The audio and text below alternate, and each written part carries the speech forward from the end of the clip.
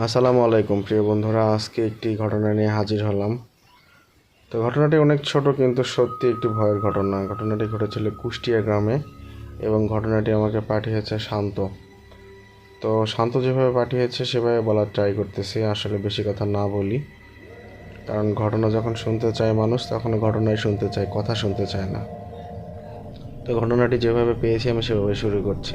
ঘটনাটি নাকি ঘটিয়েছিল কুষ্টিয়ার একটি গ্রামে। গ্রামের নাম মানুষ এখনও বলে, কিন্তু রাতে ওই নাম নিতে অনেকেই ভয় পায়, কারণ সবাই শিউলি বৌদির গল্প জানে। শিউলি বৌদি ছিল খুব শান্ত স্বভাবের মহিলা। বয়স বেশি না, হয়তো 26 থেকে 27 হবে। স্বামী বিদেশে থাকতো, বাড়িতে শ্বশুর শাশুড়ি আর একটা ছোট ছেলে থাকতো। গ্রামের সবাই তাকে চিনত, কারণ সে সবার সঙ্গে হাসি মুখে কথা বলতো।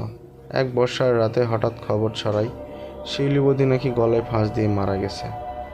সবাই তো অবাক, কারণ বিকেলেও তাকে বাজারে দেখা গেছে, স্বাভাবিক ছিল।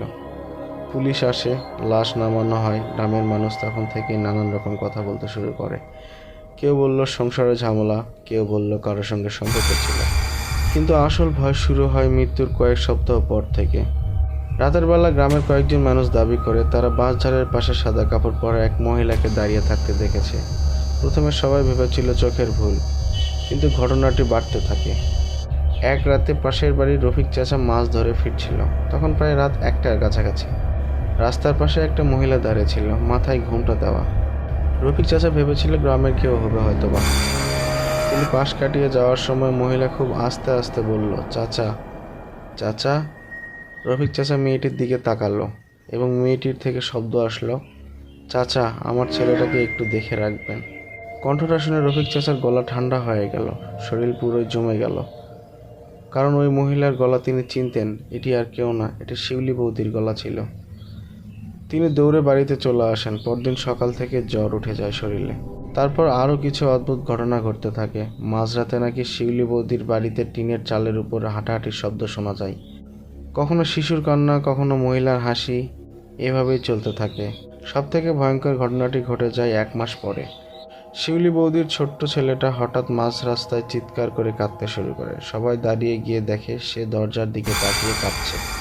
ছেলেটা শুধু একটা কথাই বলছিল, মা জানালার বাইরে দাঁড়িয়ে আছে।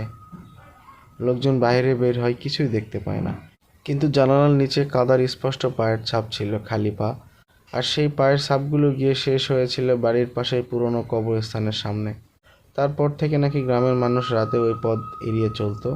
আজও অনেকেই বলে বর্ষার রাতে বাঁশঝাড়ের পাশ দিয়ে গেলে খুব আস্তে আস্তে একটা মহিলার শব্দ শুনতে পায়, আমার ছেলেটাকে একটু দেখে রাখবেন।